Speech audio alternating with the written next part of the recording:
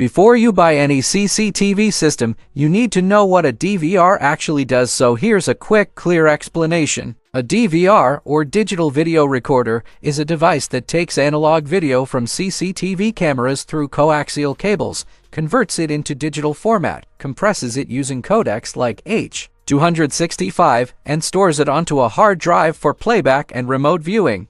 It's the heart of traditional CCTV setups. DVRs usually support 4, 8, or 16 channels, meaning how many cameras you can connect. They include HD or VGA outputs for monitor connection, offer live view, playback, backup through USB, and smartphone access via apps. DVRs are ideal for shops, homes, and small businesses because they are cost-effective and work well with existing wiring. However, since they rely on analog cameras, their video quality is limited compared to IP systems. Still, for users who want a simple, stable, plug-and-play setup, DVR remains one of the most reliable recorder options, easy to install, easy to troubleshoot, and perfect for budget-friendly surveillance.